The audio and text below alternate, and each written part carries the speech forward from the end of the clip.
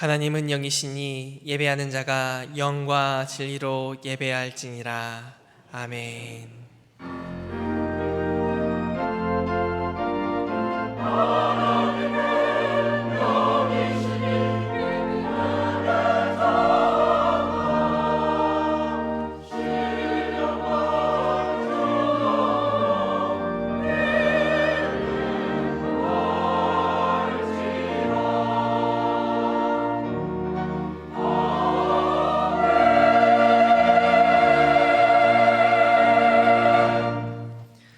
아버지 하나님, 한 주간 사랑의 손길로 우리를 이끄시고 우리 발이 실족하지 않도록 인도하셨다가 오늘 이렇게 거룩한 주일 하나님의 은혜를 기억하며 기쁨으로 예배드리게 하시니 감사합니다.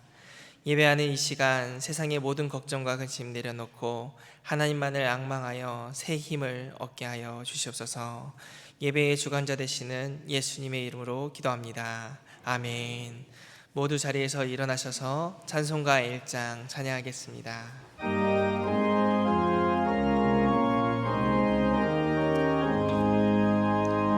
만복의 근원 하나님, 온 백성 찬송 드리고 저천사여 찬송하세. 찬송 성부 성자 성령. 아멘. 다 같이 성수교독하겠습니다. 내가 여호와를 찬송하리니 그는 높고 영화로우심이요 여호와는 나의 힘이요 노래시며 나의 구원이시로다. 여호와여, 주의 오른손이 권능으로 영광을 나타내시니이다. 여호와께서 우리를 위하여 큰 일을 행하셨으니 우리는 기쁘도다. 아멘. 다 같이 사도신경으로 우리의 신앙을 고백하겠습니다. 나는 전능하신 아버지 하나님 천지의 창조주를 믿습니다. 나는 그의 유일하신 아들 우리 주 예수 그리스도를 믿습니다. 그는 성령으로 잉태되어 동정녀 마리아에게서 나시고 본디오 빌라도에게 고난을 받아 십자가에 못 박혀 죽으시고 장사된 지 사흘 만에 죽은 자 가운데서 다시 살아나셨으며 하늘에 오르시어 전능하신 아버지 하나님 우편에 앉아 계시다가 거기로부터 살아있는 자와 죽은 자를 심판하러 오십니다.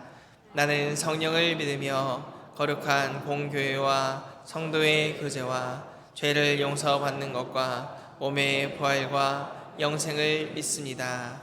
아멘. 모두 자리에 앉으셔서 찬송가 540장 찬양하겠습니다.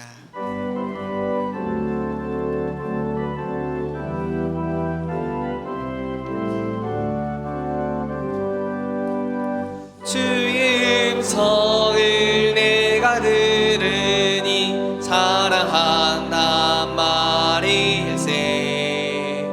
믿는 마음으로 주께 가오니 나를 영접하소서.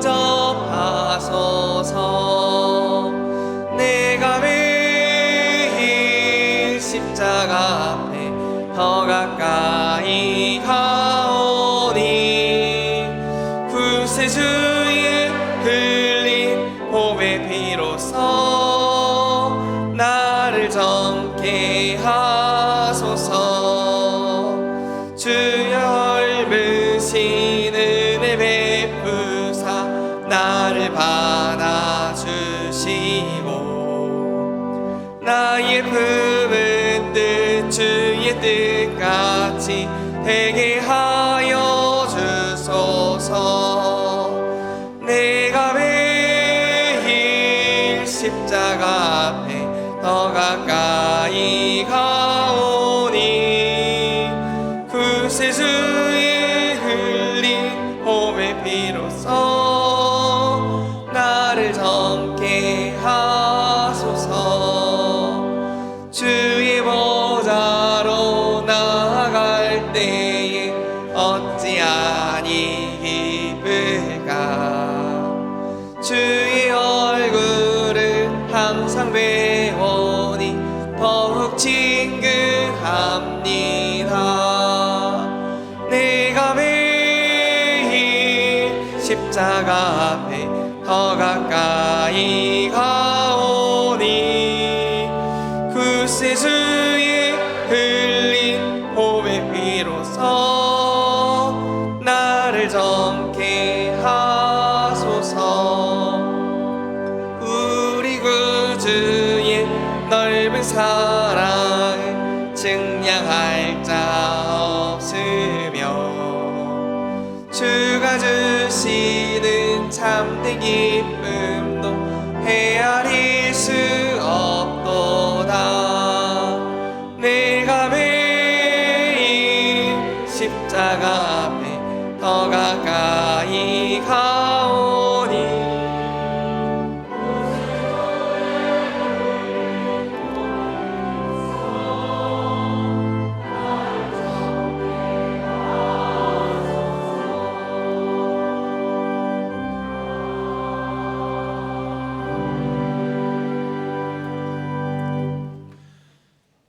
내 몸과 마음이 다 시들어가도 하나님은 언제나 내 마음의 든든한 반석이시요 내가 받을 몫의 전부이신 아버지 하나님, 지난 한 주간도 삶의 터전과 처소에서 보호하시고 지켜주셔서 감사를 드립니다. 거룩한 주일을 맞아 대면과 영상예배로 하나님께 찬양과 영광을 돌립니다. 아버지 하나님, 겉으로 드러나는 죄뿐 아니라 마음의 동기를 살피시는 하나님을 경외합니다. 하나님의 은혜 밖에서는 저희가 죄의 사슬에서 벗어날 길이 없음을 고백합니다. 예수님의 대속의 은혜를 기억하며 거룩하신 하나님의 자녀로 살아갈 수 있도록 인도하여 주시옵소서. 시편 기자는 악인이 형통하고 의인이 고난당하는 부조리한 세상을 이해할 수 없었습니다. 그로 인해 그의 믿음이 흔들리고 그의 삶이 무너지는 것 같았습니다. 성서에 나아가 하나님을 바라보며 눈에 보이는 현실이 전부가 아님을 깨닫게 하시고 의로우신 하나님은 모든 것을 보고 계시니 세상을 공의로 다스리심을 신뢰하며 살아가게 하시옵소서. 마음이 흔들리고 삶이 무너져갈 때 하나님은 우리와 함께 하시며 고난 속에서 우리를 붙들어 주시고 위로하여 주시니 날마다 말씀 앞에 나아가 하나님의 인도하심과 보호하심 속에 거하는 참 복을 마음껏 누릴 수 있도록 은총 베풀어 주시옵소서. 믿음으로 간절히 드리는 기도는 병든 사람을 낫게 할 것이라 하신 아버지 하나님, 사고와 질병으로 고통받는 환우들이 오직 치료하시는 주님의 능력을 소망하며 믿음의 기도로 견뎌낼 수 있도록 힘을 더하여 주시옵소서. 수술을 앞두고 있는 환우들의 마음을 붙들어 주시고 수술을 집도하는 담당자의 손을 붙들어 주셔서 아픈 부위를 잘 도려내어 새 것으로 연결하여 주시옵소서. 주님의 말씀에 순종하는 이들에게 모든 질병과 괴롭히는 인생의 문제들이 다 치유되고 회복되게 하여 주옵소서. 세계 열방에서 수고하는 선교사들과 이승현 선교사에게 말씀의 능력과 성령의 능력을 덤집혀 주시옵소서. 영생의 복음을 전하는 데 필요한 모든 것들을 주님의 방법대로 넉넉히 채워주시고 발딛는 곳곳마다 생명의 복음이 날마다 풍성하게 하시옵소서. 교회는 영혼을 살리며 지역사회와 세계 열방에 하나님 나라가 임하게 해야 한다는 목적을 위해 눈물을 뿌리며 기도하고 고민하면서 100년 동안 믿음의 유산으로 지금까지 이어지게 하시니 감사합니다. 다음 세대가 교회를 떠나고 있는 이 시기에 하나님께 소망을 두고 살아가도록 그들에게 하나님의 말씀을 가르치게 하시옵소서. 복음의 능력으로 다음 세대를 변화시키는 신앙교회가 되도록 역사하여 주시옵소서. 단위의 세신 목회자를 성령의 능력으로 붙드사 오직 주님의 말씀을 증거하실 수 있도록 함께 하시옵소서. 정성껏 준비한 귀한 찬양을 흠양하여 주셔서 우리 주님 홀로 영광받아 주옵소서. 광야 같은 인생의 여정에서 불기둥으로 구름기둥으로 인도해 주시기를 원하오며 이 모든 말씀 귀하고 거룩하신 우리 주 예수 그리스도의 이름으로 간절히 기도하옵나이다. 아멘.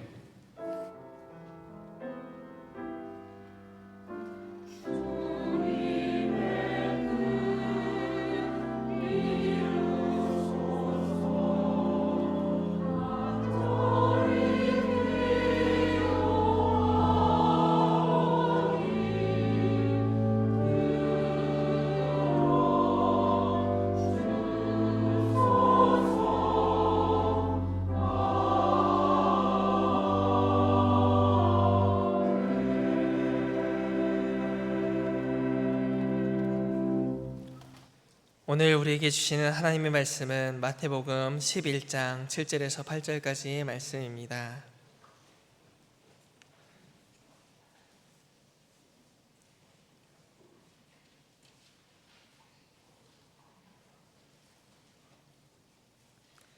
개역개정으로 읽고 새 번역으로 읽겠습니다. 그들이 떠나매 예수께서 무리에게 요한에 대하여 말씀하시되 너희가 무엇을 보려고 광야에 나갔더냐? 바람에 흔들리는 갈대냐? 그러면 너희가 무엇을 보려고 나갔더냐? 부드러운 옷 입은 사람이냐? 부드러운 옷을 입은 사람들은 왕궁에 있느니라. 아멘. 새 번역으로 읽겠습니다. 이들이 떠나갈 때에 예수께서 무리에게 요한을 두고 말씀하셨다. 너희는 무엇을 보러 광야에 나갔더냐? 바람에 흔들리는 갈대냐? 아니면 무엇을 보러 나갔더냐? 화려한 옷을 입은 사람이냐? 화려한 옷을 입은 사람은 왕궁에 있다. 아멘. 하나님께서 이 말씀을 통하여 우리에게 은혜 주시기 원합니다.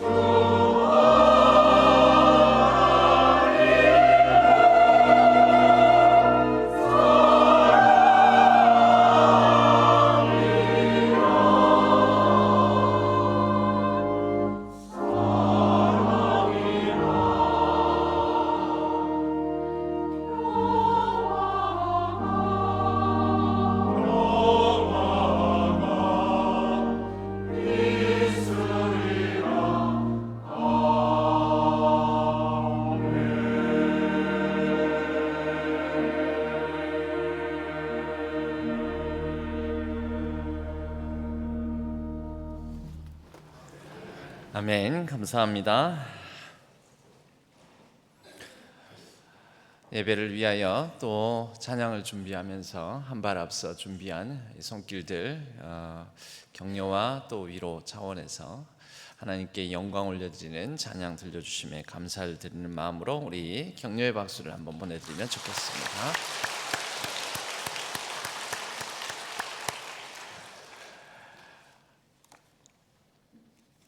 오늘은 리모티베이션, 다시 묻다, 무엇을 보러 나갔더냐라는 제목으로 함께 말씀의 은혜를 나누겠습니다. 리모티베이션이라는 말은 다시, 모티베이션, 모티베이트, 모티베이션이 바로 동기라는 뜻이죠. 어떤 동기를 가지고 있느냐, 너는 왜 그런 일을 했느냐. 죄를 저지르는 사람들 동기가 있습니다. 범죄 동기가 있고요. 우리가 신앙생활을 하는 동기가 무엇인가? 우리는 무엇을 위해서 예수 그리스도를 믿고 예수 그리스도의 그 십자가의 길을 따른다고 하는 것인가?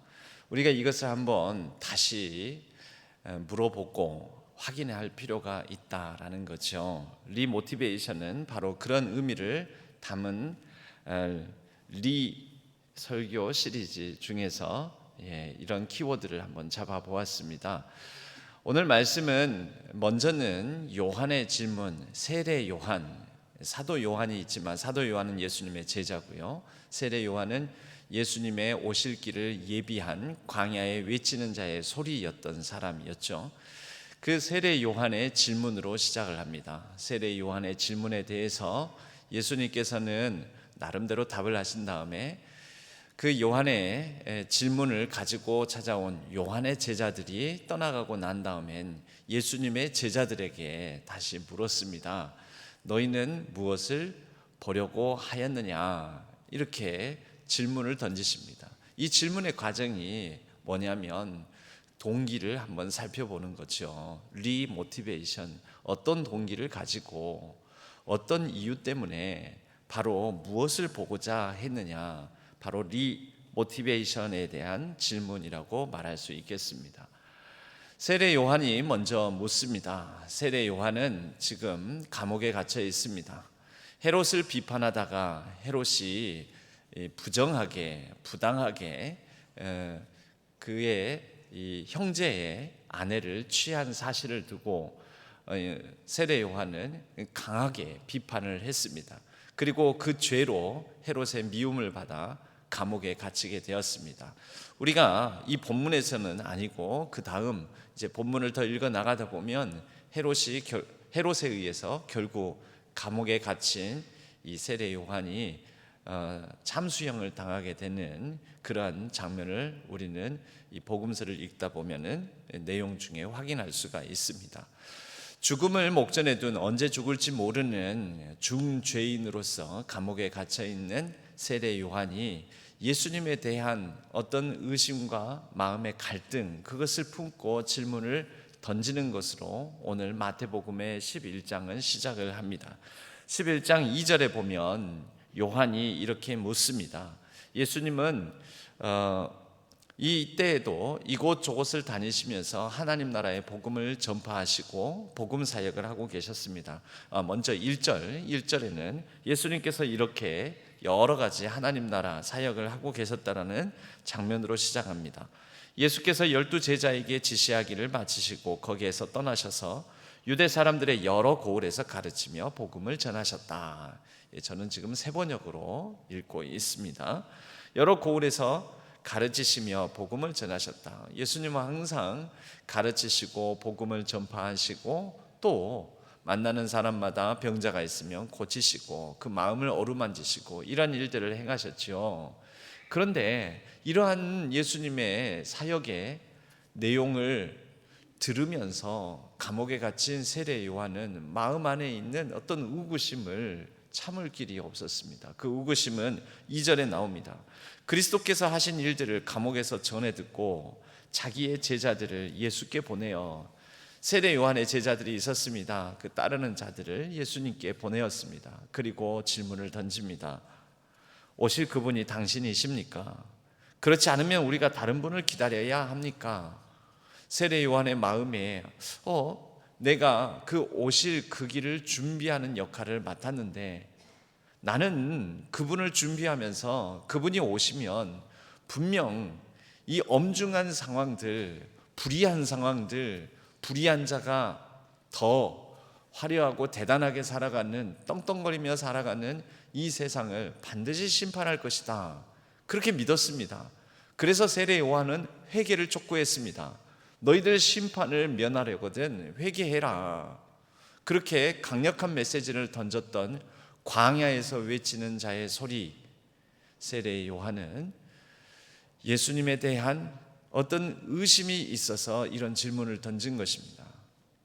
오실 그분이 당신 맞습니까? 아니면 딴 사람 기다릴까요? 제자들을 보내어 예수님께 물었더니 예수님께서 가서 너희들이 본 대로 말을 하여라. 병든 자가, 눈먼 사람이 보고 다시 다리 저는 사람이 걸으며 나병 환자가 깨끗하게 되고 듣지 못하는 사람이 들으며 죽은 사람이 살아나고 가난한 사람이 복음을 듣는다. 여러분, 전체적인 이 말씀은 다 예수님께서도 이미 이사야서를 짚어서 두루마리를 펼쳐서 가버나움 회당에서 전하셨던 그 말씀, 포로된 자에게 자유를, 눈먼 자를 다시 보게 하고 눌린 자를 자유롭게 하고 주의 은혜의 희년을, 곧 희년을 전파하게 하려 하심이라. 주의 성령이 임하면 그 메시아 그리스도가 하게 될 일, 그 일을 실제 예수님은 유대 지역 이곳저곳을 다니시면서 행하셨죠. 그리고 그 행하셨던 바 너희들이 본 대로 가서 세례 요한에게 전해 주어라. 세례 요한이 그 전에 받은 것을 보고 내가 누구인지 알게 될 것이다. 여러분, 세례 요한도 구약도 잘 알고 있었고 또 구약의 말씀에 기반해서 심판을 선포했던 사람이지만 그에게도 강한 열망이 있었습니다. 하나님께서 속히 이 불의한 상황을 바로 역전시켜 주시기를, 그래서 로마의 압제에서 벗어날 수 있기를, 불의한 지도자 헤롯 왕과 같은 사람을 심판해 주시기를 바랬던 것입니다. 그런데 그런 일은 일어나지 않고 그러한 강력한 권력, 강력한 왕들에 대항하는 정치적, 군사적 메시아를 기대했다가 예수님이 전혀 그런 일은 하지 않으시는 것을 보면서 우리가 딴 사람 기다릴까요? 라고 제자들을 시켜서 질문하게 한 것입니다. 예수님께서 이 요한의 제자들에게 너희들이 본대로 전하여라 라고 말씀하시고 그들을 돌려보내시고 난 다음에 이제 제자들에게 다시 묻습니다. 7절 말씀에 보면요, 이들이 떠나갈 때 예수께서 무리에게 요한을 두고 말씀하셨다. 예수님 주변에 지금 남아있는 무리들, 제자들을 비롯한 무리들에게 너희는 무엇을 보러 광야에 나갔느냐? 너희는 무엇을 보려고 광야에 나갔느냐? 광야를 나간 이유는요, 광야에 있는 세례 요한을 보러 왜 갔느냐라는 거죠. 너희들이 광야에 가서 무엇을 보았느냐? 무슨 동기로 광야에 나가서 세례 요한에게서 그 메시지를 듣고자 했느냐? 무엇이냐? 어떤 동기를 가지고 있느냐라고 묻는다라는 것입니다. 저는 이 질문을 또 지난 주간에 로마의 순례의 여정을 무엇을 보려고 로마에 갔느냐, 무엇을 위해서 그 순례의 여정을 걸었느냐, 여기에 적용해 볼 수가 있고, 또 동시에 꼭 그러한 특별한 순례의 여정이나 무엇을 보고자 어딘가를 나가는 것이 아니라도 우리의 신앙의 여정, 우리의 모든 신앙의 여정이 사실 순례자의 걸음이지 않겠습니까? 우리는 무엇 때문에 예수를 믿고 왜 교회를 다니고 수십 년간 그리스도인으로 불려지며 때로는 예수 그리스도를 따라 살아가면서 힘들고 고생하고 마음 아프고 이런 일들을 다 겪으면서도 여전히 예수 그리스도를 놓지 못하고 살아가고 있는지 우리의 신앙 동기를 한번 점검해 보았으면 좋겠습니다. 여러분, 왜 예수 믿으십니까? 왜 지금도 믿음의 길, 이 순례의 여정을 걷고 계십니까? 우리는 다시 한번 오늘 예수님께서 무리들에게 반문하시는 무엇을 보고자 광야에 갔느냐, 광야에 가서 무엇을 보았느냐 라고 물으시는 이 질문 앞에서 리모티베이션, 우리 자신의 동기도 다시 새롭게 확인해보고 제 동기와 예수 그리스도 그분을 따르는 내 믿음의 동기는 이런 것입니다 하고 그 본질을 다시 한번 가다듬고 회복할 수 있는 시간 되었으면 좋겠습니다. 이 로마의 여정을 밟으면 로마에서는 크게 보면 두 가지를 봅니다. 크게 보면 오늘 말씀의 내용하고 거의 비슷합니다. 첫 번째, 예수님께서 말씀을 하시죠. 너희는 무엇을 보러 광야에 나갔더냐? 바람에 흔들리는 갈대냐? 여러분, 바람에 흔들리는 갈대가 무엇입니까? 초라함, 연약함, 부족함이지 않겠습니까? 로마에 가면 크게 두 가지 중에 한 가지, 먼저는요, 그 찬란하고 화려했던 그 대제국 로마도 무너져 내려버린 폐허더미 여러 유적지들을 봅니다. 건재한 건물이 아니라 짓다 만 것처럼, 아니 완전한 건물들이 이제는 한쪽 벽이 허물어지고 또 기둥만 남고 돌덩어리들, 하얀 돌, 까만 돌, 빨간 돌, 여러 가지 돌들이 이곳저곳에 널브러져 있는 곳들도 보게 되고, 또 수없이 많은 고뇌, 수없이 많은 범민, 내가 지금 제대로 길을 걷고 있는가 하면서 이 감옥에 갇혀 있는 음습하고 어둡고 캄캄하고 열악한 지하 감옥, 또 사람들의 눈을 피해서 있었던 이 지하 무덤, 카타콤.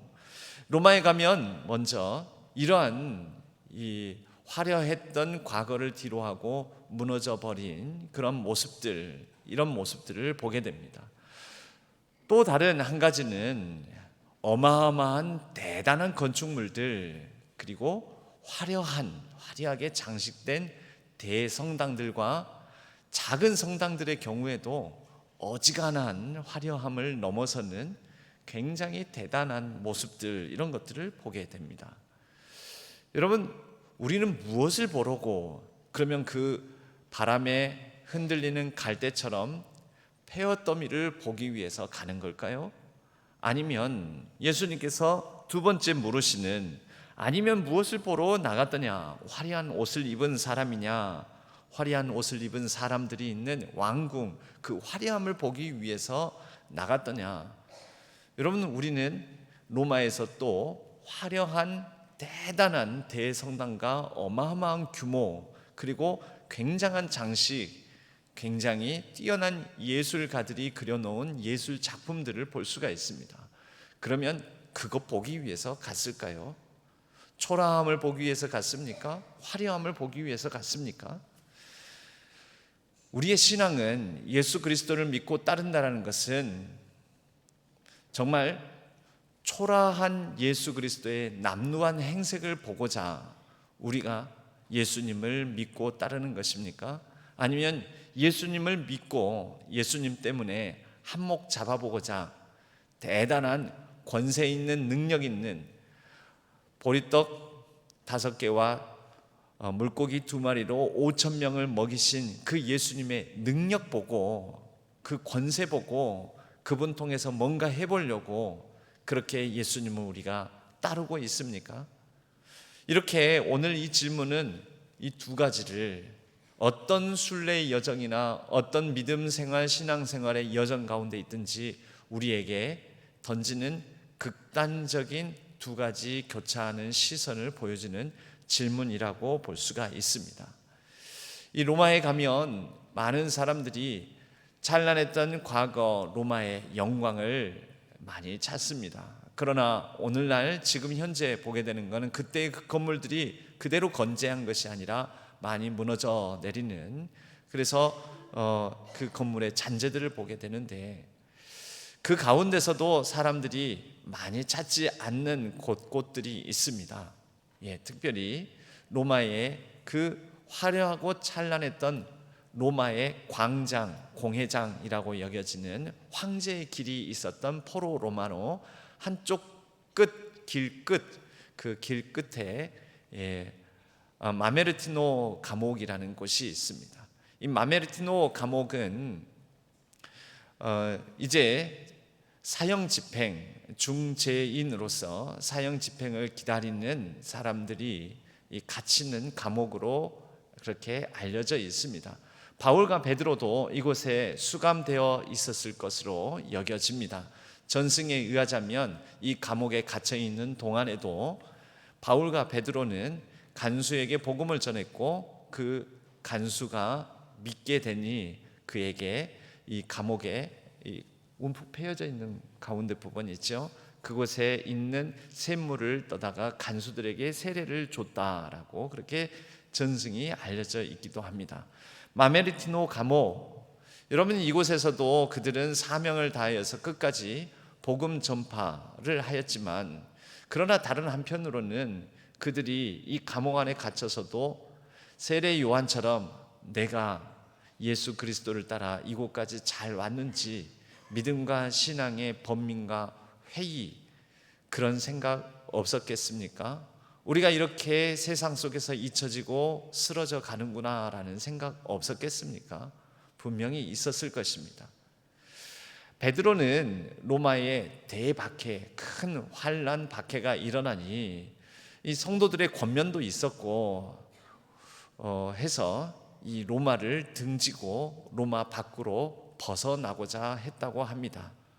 물론 성경에는 안 적혀져 있습니다. 성경에 적혀져 있지 않은 초대교회 사도들과 또 사도들에 관련된 여러 이야기들, 초대교회 공동체에 관한 이야기들을 우리는 전승이라고 합니다. 전해져 오는 이야기에 따르면, 그래서 로마를 등지고 그가 로마로 들어갔던 길, 그게 바로 아피아 가도입니다. 로마 사람들이 본격적으로 온 세계를 정복하기 위해서 첫 번째로 전차와 이 군사들이 다닐 그런 목적으로 닦았던 첫 번째 길이 아피아 가도라고 하죠. 모든 길은 로마로 통한다 할 때 그 길 중에 첫 번째 길이 아피아 가도라고 말할 수 있습니다. 이 길을 따라서 사도 바울도 로마로 들어왔고 베드로도 이 길을 따라서 들어왔습니다. 그런데 이 길을 따라서 큰 환난과 박해가 로마에 있게 되니 베드로가 로마를 등지고 로마에서 피해 가고자 그 길을 걷던 중에 이미 로마 성 밖으로 빠져나왔습니다. 그는 그곳에서 잠시 머물러 있는 중에 예수 그리스도를 환상 가운데서 만나게 됩니다. 그는 길을 따라서 로마를 버리고 등지고 도망가고 있는 중인데 반대 방향으로 예수님께서 로마를 향해서 가고 있더라는 거죠. 그래서 베드로가 묻습니다. 쿠어바디스, 거기에서 나온 말이 쿠어바디스라는 말입니다. 쿠어바디스라고도 하고 코바디스라고도 합니다. 주여 어디로 가시나이까? 주여 어디로 가십니까? 라는 질문입니다. 예수님께서 베드로에게 답하시죠. 나는 너가 버리고 온 로마를 향해 가고 있다. 내가 로마로 들어가 다시 십자가에 못 박히러 간다. 이 답을 듣고 베드로는 순교와 박해 가운데 환난 중에 있는 성도들을 등지고 자기 목숨 안위를 위하여서 보장받기 위해서 로마를 떠나는 자신의 모습이 부끄러워져서 그 자리에서 회개하고 다시 길의 방향을 바꿔 로마로 들어갔다라고 합니다. 그리고 그 자리에 세워진 교회가 코바디스 기념교회, 코바디스 교회입니다. 그렇게 돌아온 베드로는 로마에서 예상했던 대로 로마 병사들에게 잡혔고 마메르티노 감옥에 갇혀서 있다가 결국 십자가에 달려 죽게 됩니다. 죽으면서도 베드로는 말을 하죠. 나는 우리 주님께서 십자가에 달렸던 대로 똑같이 죽을 수 없습니다. 우리 주님은 십자가에 달리셨는데 나는 감히 감당할 수 없으니 십자가에 거꾸로 매달리겠습니다. 해서 베드로는 거꾸로 매달리는 십자가형을 당하고 로마에서 순교하게 됩니다. 여러분, 우리가 이런 형장에서, 감옥에서, 또 범민과 갈등, 여러분, 우리가 로마를 가서 볼게, 또 우리의 신앙생활 가운데서 우리 주변에서도 흔하게 보게 되고 또 듣게 되는 게 바로 이런 흔들리는 갈대와 같은 모습, 연약함, 초라함, 부족함입니까? 여러분, 이것은 나타난 현상일 뿐이지 그 현상 너머에서 우리가 더 집중하고 봐야 될 것은 베드로가 지향했던 것이 무엇인가? 그가 때로는 왜 로마를 등지고 가려고 했었던가? 그러나 다시 로마를 향해서 갔던 것은 무엇인가? 그도 코바디스 기념교회가 세워져 있는 그 아피아 가도 그 한 길 한복판에서 예수 그리스도로 말미암아 리모티베이션이 되었던 것이죠. 다시 자신의 동기를 확인하게 된 것입니다.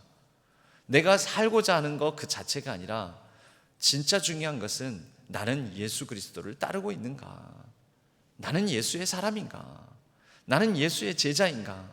나는 오롯이 온전히 예수 그리스도를 따라 살아도 주를 위해 살고 죽어도 주를 위해 죽는 삶을 살아가고 있는가? 여러분, 이 리모티베이션이 결국 베드로의 발길을 주장했고 옮길 수 있도록 만들었던 것입니다. 콜로세오라는 곳이 있습니다. 로마의 대표적인 유적지입니다. 콜로세오, 지금 보이는 쪽에는 이렇게 한 3층, 4층 정도인데요. 저쪽 무너져 버린 한쪽 벽면 쪽은 원래 이 규모는 5층 규모였다라고 합니다. 이 콜로세오는 네로 황제가 이 로마의 큰 대화재 사건이 64년도 일어나고 난 다음에 이것을 그리스도인들의 탓으로 돌려서 민심 이반을 최소화하려고 했던 그 과정 속에 결국 네로 황제가 죽습니다.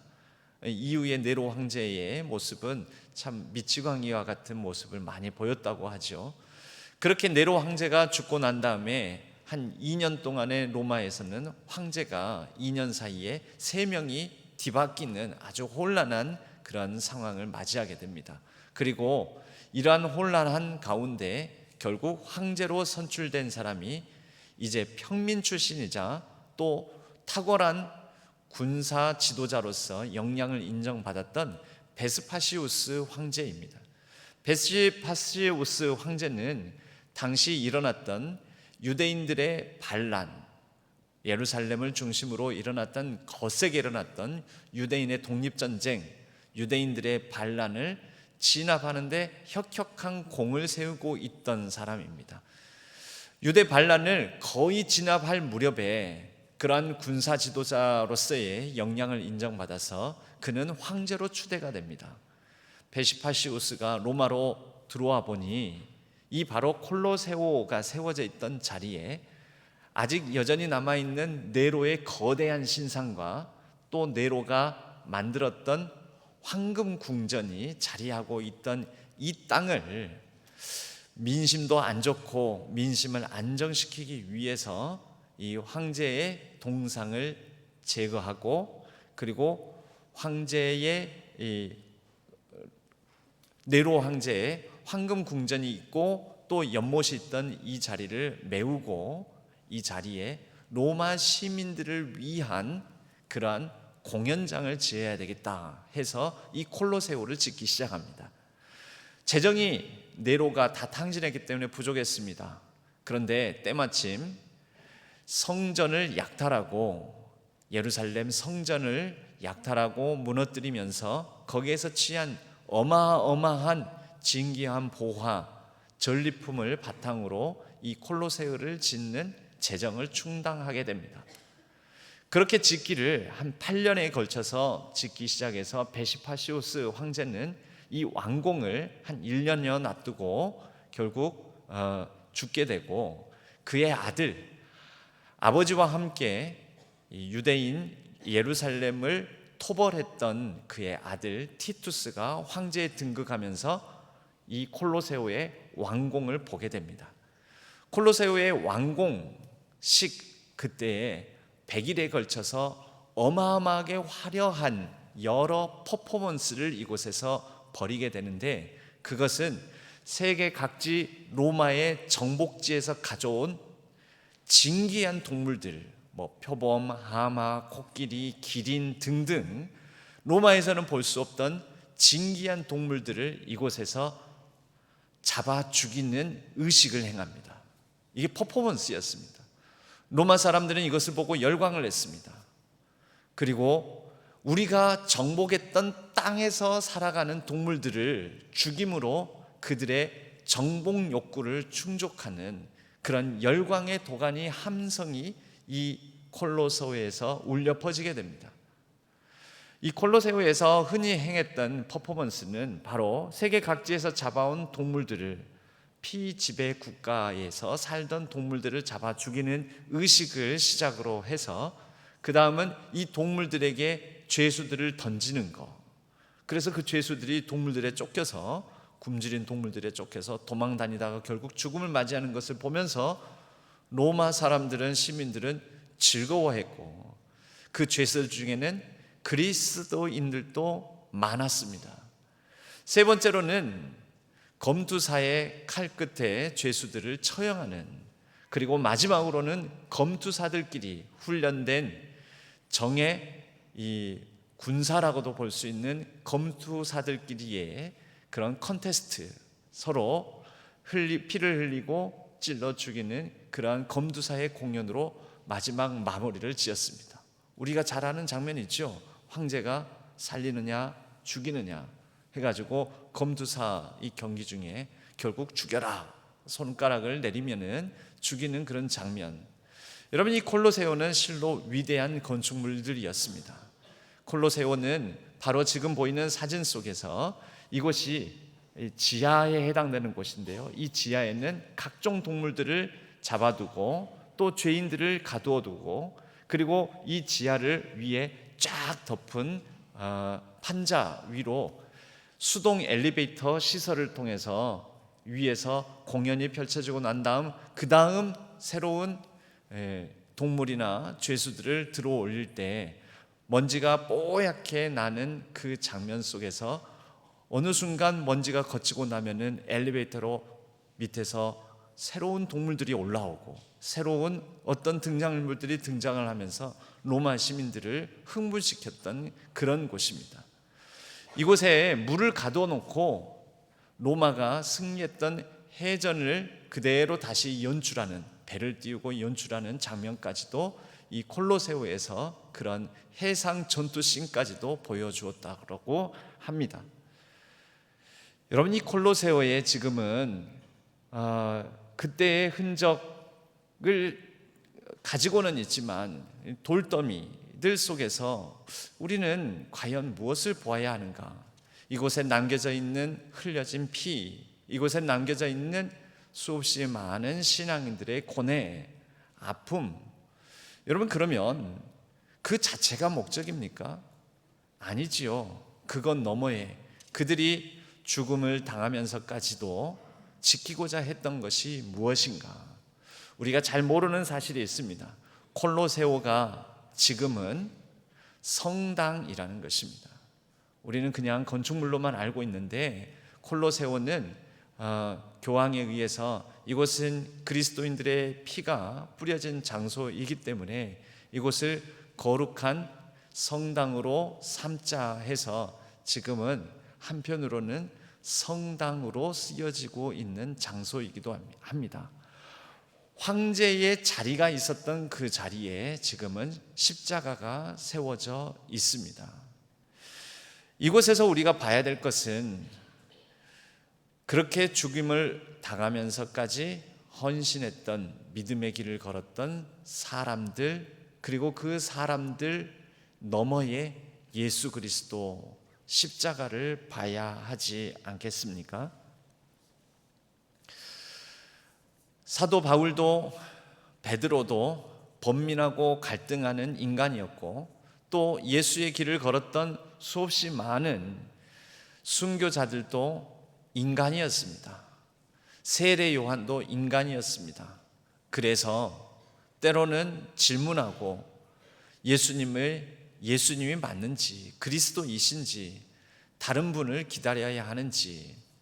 여러분, 우리도 믿음의 길을 걸어가면서 숱하게 넘어지고 또 숱하게 다시 일어납니다.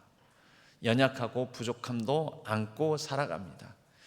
이번 여정은 매일 25,000보 이상을 걸었습니다. 근데 처음에는 25,000보, 거기 온도가, 요즘 온도가 한 30도에서 35도 정도 됩니다. 낮에는 34도, 5도, 아주 더운 날에는 37도까지 올라갔다는데 제 눈으로는 확인 안 해봤지만, 그런데 느껴지는 열기로는 그 정도는 될 것 같습니다. 그런데 그 가운데서 25,000보 이상을 걷습니다. 25,000보 딱 들으면 25,000보를 어떻게 걷지? 이런 생각이 들죠. 그런데 걷다 보면, 가다 보면 걷게 됩니다. 저희들의 인생이, 신앙의 여정이 그렇지 않은가 생각됩니다. 어떻게 순교하지? 어떻게 예수 그리스도를 따라서 저렇게 감옥에 갇히고 저런 곳에서 죽임을 당하고 그렇지? 걷다 보면 할 수 있습니다. 때로는 저에게 묻는 분들도 있습니다. 어떻게 그런 상황 속에서 때로는 잘 버티고 잘 견디냐고. 또 제 아내도 아프지 않았습니까? 그렇게 아프고 그런 가운데서 어떻게 또 마음을 잡고 살았냐고 물어봅니다. 그러면 저는 사실 답할 게 없습니다. 그냥 사는 거거든요. 그냥 사는 거. 주어지면 주어진 대로 그 상황 속에서 살아가는 거고, 그 상황 속에서 그냥 하루하루 견디는 거고, 또 하루하루 끼니 되면 밥 먹는 거고요. 또 그러다가 아프면 아픈 대로 최선을 다해서 치료받는 거고요. 또 옆에서 같이 마음 졸이는 거고요. 살다 보면 다 사라집니다. 어떻게 25,000보를 하루에 걷느냐고 떼약빛에서 걷다 보면 걷습니다. 돌아가서 잠자리에 들기 전에 확인해 보면, 만보기를 보면은 25,000보 걸었네. 오늘 또 걸었네. 그렇게 되는 거지요. 첫날 일정을 시작하게 되는 본격적인 첫날 아침에 일정을 시작하면서 한 분이 숙소에서 나오다가 계단에서 접질렸습니다. 그래서 삐었습니다. 그런데 그분도 25,000보를 걸었습니다. 그런 일화가 있었습니다. 어떻게 걸었을까요? 이게 이제 멀쩡한 이 상황 속에서 어떻게 걸었을까 하면은 못 걷습니다. 그런데 그냥 걷다 보니까, 보통 그렇거든요. 여기서 조금만 갑시다. 조금만 가면은 뭐가 있습니다. 거기까지 가봅시다. 그러면 조금만 간다는 말에 속아 넘어가서 조금 갑니다. 그렇게 조금 가고 조금 가고 조금 가다가 결국 25,000보를 넘게 걷습니다. 처음부터 지금부터 25,000보 걷겠습니다 하면은 가겠습니까? 아이고 목사님 가지 맙시다. 25,000보 못 걷습니다. 불가능합니다. 힘듭니다. 예수님을 따라 걷는 우리의 걸음이 그와 같지 않을까 싶습니다. 여러분, 순교를 목표로 우리는 신앙생활을 하지 않습니다. 바람에 흔들리는 갈대, 이것이 목적이 아닙니다. 우리는 그저 예수님 따라 오늘은 이만큼만, 여기까지만 조금만 더 가보자, 함께 가보자 하면 그렇게 걷다가, 그렇게 예수님 따라 살아가다가 어떤 사람들은 순교하기도 하고, 어떤 사람들은 내 수명대로 살기도 하고, 어떤 사람은 길게 살기도 하고 짧게 살기도 하고 부하게 살기도 하고 가난하게 살기도 하고 그러는 것이지요. 우리의 신앙 동기가 오직 예수 그리스도, 그분 한 분이기를 주님의 이름으로 간절히 소망합니다. 여러분, 두 번째 질문이 있습니다. 그러면 무엇이냐? 화려한 옷을 입은 사람이냐? 왕궁에 있는 사람들, 그런 사람들과 같은 모양을 보기 위함이냐? 여러분, 로마에 가면 엄청나게 화려한 대성당들이 많습니다. 로마에 4대 성당이 있다고 합니다. 교황 좌가 있는 것입니다. 성당에는 급이 있습니다. 교황에 앉는 자리가 있는 교황좌가 있고요. 그리고 일반 주교가 있는 주교좌 성당이 있고 또 그 밑에 다른 성당들이 있습니다. 세계적으로 교황좌 성당이 제일 급이 높은 성당이지요. 바티칸에 있는 성 베드로 성당, 여러분 이게 단연코 세계 최대 규모의 성당입니다. 이곳에는 조각상들, 이 안에 있는 조각상들만 약 1,300개 가량이 있다라고 하고요. 수백 점의 유명한 화가들이 그린 회화 작품들, 근데 그게 유체로 그리거나 또는 시멘트를 짓이겨서 프레스코화 방식으로 그린 그런 그림이 아니고요. 보석 또는 형형색색의 자연 원석 돌들로 모자이크 방식으로 그렇게 새겨 놓은 그림들만 수백 점이 이 베드로 성당 안을 장식하고 있습니다. 처음에 들어가면 우아하다가 나중에는 감흥이 없어질 정도로 너무 흔한 화려함이 장식하고 있기 때문에 나중에는 사진 찍을 생각도 하지 않게 되는 그런 곳이 성 베드로 성당입니다. 이 밖에 산타 마리아 마조레 대성당, 그리고 산 조바니 인 라테나로 대성당, 성박 성 바오로 대성당 등, 여러분 이곳들이 다 교황좌가 있는 성당들인데 어느 곳 하나 그 화려함과 규모와 이런 부분들이 어느 하나 빠지지 않을 정도로 대단한 대성당들이었습니다. 나중에 이탈리아의 독재자이자 제2차 세계대전을 일으켰던 무솔리니가 이 로마의 영광을 다시 재현하자라는 그런 목적에서 지은 건물이 있습니다. 이곳을 조국의 재단, 지금은 통일기념관이라고 불리는 곳인데 그 건물 꼭대기에 올라가면 전망대가 있습니다. 이곳에서 로마 시내를 조망할 수가 있는데 로마 시내의 모습들이 한눈에 들어옵니다. 그곳에서 보아도 로마에는 대단한 건물들, 여러 돔들, 참 대단한 이 곳이 로마구나라는 것을 느끼게 만들어줍니다. 그런데 그곳에서 바로 이곳에 위에 올라가서 이런 질문을 던졌습니다. 저곳에 저렇게 숱하게 보이는 돔들과 화려한 성당들, 또 대단한 건축물들이 많이 있는데 이 대부분의 성당들이 다 예수님을 기념하거나 또 예수님을 따랐던 제자들을 기념하는 성당들입니다. 아까 제가 언급했던 4개의 성당들도요, 하나는 마리아, 하나는 요한, 하나는 바울, 하나는 베드로, 이 대성당들이 바로 이러한 사람들을 기념하고 있습니다. 그 밖에 각종 성인들을 기념하여 성인들의 이름이 붙은 성당들이 많습니다.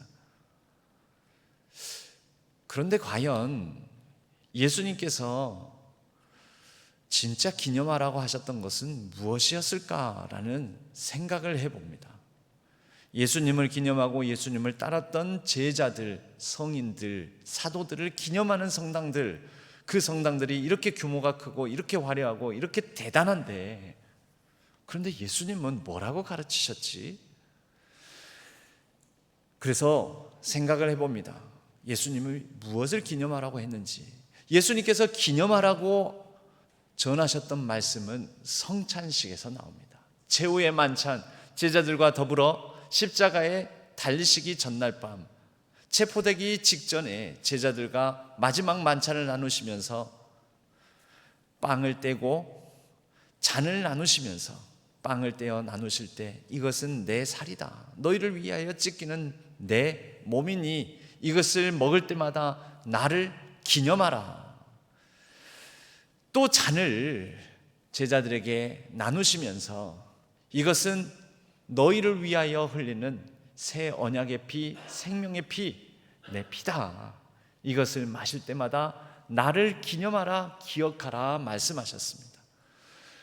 예수님은 예수님의 살과 피를 기억하고 기념하라라는 것입니다. 그렇게 예수님의 살과 피를 먹고 마신 우리가 우리에게서 도는 살과 피가 살아 숨쉬는 호흡하는 순간순간 그 예수님의 살과 피가 도는 우리가 바로 진짜 예수 그리스도의 기념물이라는 것이지요. 화려한 성당, 거대한 성당, 어마어마한 조각과 어마어마한 예술 작품들이 화려하게 수를 놓는 장식되어 있는 그 성당이 예수님께서 전하시고 가르쳐 주셨던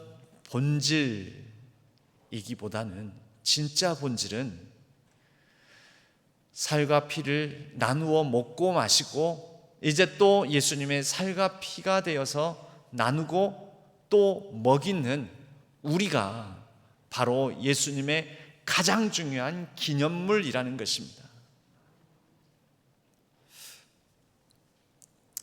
여러분, 우리가 무엇을 보고자 신앙생활 합니까?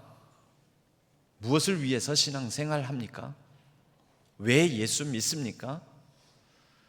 내가 예수 그리스도의 살과 피를 나누어 받아 그 예수 그리스도의 살과 피를 나누어 주는 진짜 기념물입니까? 아니면 우리는 가시적이고 눈에 보이는 대단한 기념물을 짓고 만들기 위해서 신앙생활을 하고 있습니까? 그리고 우리는 그렇게 예수 잘 믿는다라는, 예수를 정말 잘 믿는다라는 것을 과시하고 자랑하고 보여주기 위해서 내가 부자 된 거 보면 예수님이 살아계셔, 내가 잘 되는 거 보면 예수님이 역사하셔, 내가 복 받은 거 보면 예수님이 능력이 있으셔, 그리고 예수를 믿어 내가 힘을 얻어 내가 좀 더 높아져서 예수님이 얼마나 대단한 분이신지 내가 증명할 수 있도록 도와주시옵소서라고 그런 방식으로 기도하고 있지는 않은지, 우리가 우리 자신의 신앙의 초점을 다시 한번 생각해 볼 수 있기를 바랍니다. 로마의 화려함, 로마의 안에 있는 또 다른 초라함, 여러분 초라함도 화려함도 아닙니다. 그러나 그 곳곳에 깃들어 있는 예수 그리스도를 따르기 위해 헌신하고 그리고 그렇게 수세대를 이어 우리에게 전하여 주는 예수 그리스도의 메시지, 저와 여러분 우리가 그분의 메시지가 되어서 다시 리모티베이션, 그렇게 물으시는 질문에 신실한 삶으로 응답할 수 있는 저와 여러분이 되기를 바랍니다. 예수님께서는 세례 요한, 그의 질문을 나약한 자의 질문으로 여기시지 않았습니다. 그를 두고 제자들에게 말씀하시기를, 하나님 나라에서 여자가 난 자 중에 이 땅에서 세례 요한보다 큰 자가 없다. 그러나 하나님 나라에서는, 천국에서는 어느 누구도 세례 요한보다도 다 큰 자일 것이다. 여러분 무슨 뜻입니까? 예수 그리스도를 따라 살아가며 때로는 연약하고 부족하고 초라한 삶일지 모르지만, 많은 거대함을 이루지는 못할지 모르지만, 하나님 나라, 하나님께서 인정하시는 한 사람 한 사람의 기념물인 우리가 예수님의 살과 피를 나누는 우리의 삶의 자리에서 세례 요한보다도 더 크고 훌륭한 기념 성당만큼의 역할 이상을 감당하는 우리가 될 것이라고 위로하고 격려하는 메시지라고 믿습니다. 저와 여러분이 훌륭한 교회입니다. 저와 여러분이 예수 그리스도를 기념하는 기념물입니다. 저와 여러분을 통하여 하나님 나라의 복된 역사가 계속해서 펼쳐지고 우리 신앙교회를 통하여 예수 그리스도의 놀라운 역사가 앞으로도 이어지기를 주님의 이름으로 간절히 축원합니다. 하나님 아버지 감사합니다. 우리가 무엇을 보고자, 무엇을 위해서 신앙생활하고 예수 그리스도를 믿는다고 하는지 우리의 동기를 다시 한번 점검해보고 예수 그리스도의 질문 앞에 우리가 다시 한번 반듯하게 다시 한번 서기를 원합니다. 예수 그리스도의 살과 피를 먹고 마시는 우리가 이제 예수 그리스도를 위하여 우리의 살과 피를 나누며 그렇게 하나님 나라를 계속해서 이어나갈 수 있도록 축복하여 주시옵소서. 우리를 통하여 예수 그리스도의 아름다운 기념교회가 우리의 각자 선 일상 속에서 온전히 세워지게 하여 주옵소서. 의지하옵고 우리 주 예수 그리스도의 이름으로 간절히 기도하옵나이다. 아멘. 찬송가 528장 찬양하겠습니다.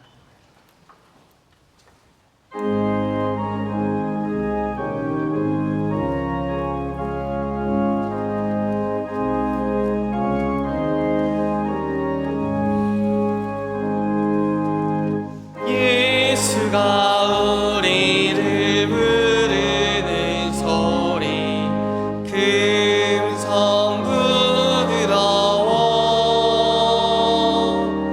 문 앞에 나와서 사면을 보며 우리를 기다리네. 오라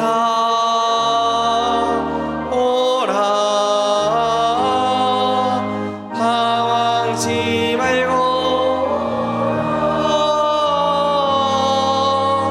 죄 있는 자들아 이리로 오라. 주 예수 앞에 오라.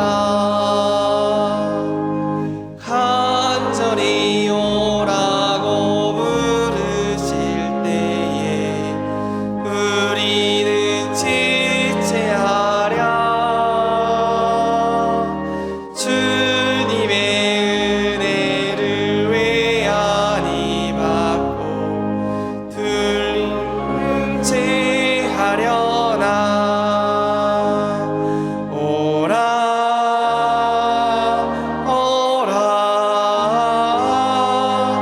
방황치 말고 오라. 죄 있는 자들아 이리로 오라. 주 예수 앞에 오라. 세월이 살같이 빠르게 지나 쾌락이 끝이 나고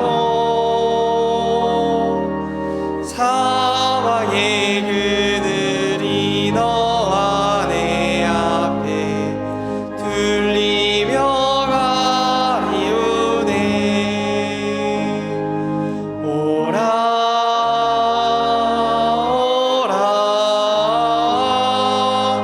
방황치 말고 오라. 죄 있는 자들아 이리로 오라. 주 예수 앞에 오라.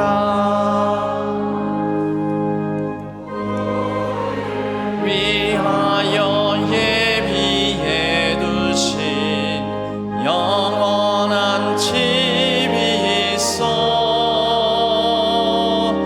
죄 많은 세상을 떠나게 될 때 영접해 주시겠네. 오라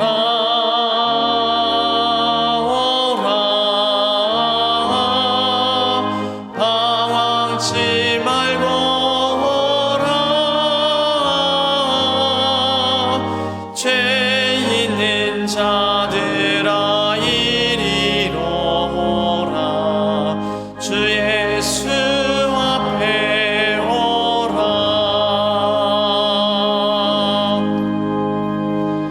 하나님 아버지, 우리에게 주신 것 가운데 구별하여 주일헌금으로 11조로 선교와 비전헌금으로 생일 감사와 범사의 감사함으로 또 모든 형통함의 감사함으로 하나님 앞에 감사의 예물을 올려드립니다. 간절함에는 선한 기도 응답을 더하여 주시고 감사함에는 더 풍성한 감사의 조건이 넘쳐나게 하여 주옵소서. 우리의 가정과 자녀 손들을 지켜주시고 그 모든 진로와 학업, 생업의 현장 위에 기름 부어 주옵소서.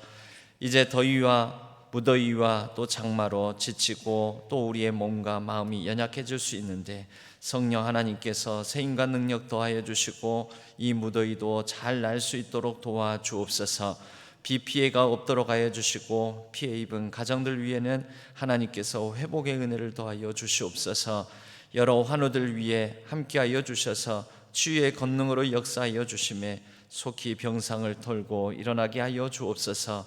이 나라와 민족을 불쌍히 여겨주시고 새로운 위정자, 새로운 대통령과 더불어 새롭게 세워질 이들, 이미 세워져 있는 많은 지도자들이 합력하여 선을 이루며 정의와 평화를 이루어가게 하여 주옵소서.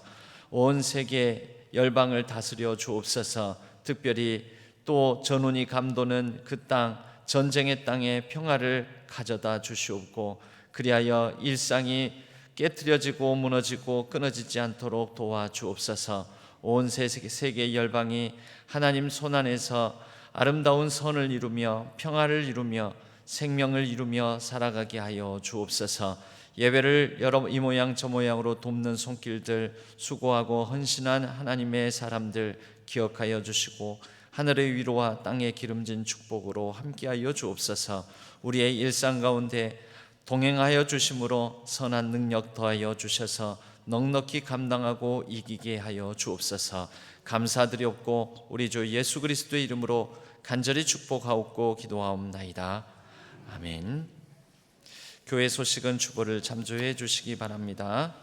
모임 및 행사 광고 주보를 참조해 주시는데 사남 선교회에서 12시 반 친교실에서 원래가 있는데 주보에 누락되었다고 합니다. 참고하시기 바랍니다. 다음 주일 3부 예배 시에는 새가족 구역 파송식이 있습니다. 또 금주 목요일 금요일 중에는 상반기 재정 감사가 있습니다. 잘 준비하셔서 또 감사에 협조해 주시기를 바랍니다. 기타 광고 사항은 주보를 참조해 주시기 바랍니다. 우리 모두 자리에서 일어나시겠습니다. 주기도문송과 축도로 예배를 마치겠습니다.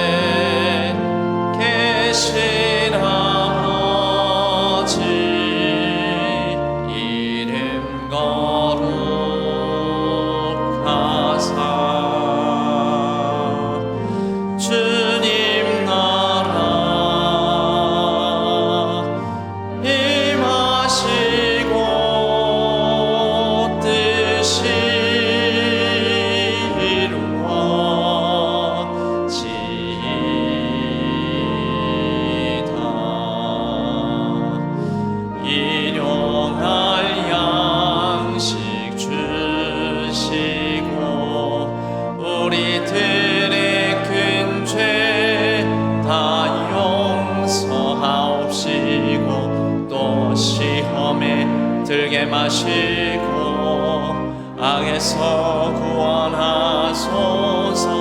대개 주의 나라 주의 권세 주의 영광 영원히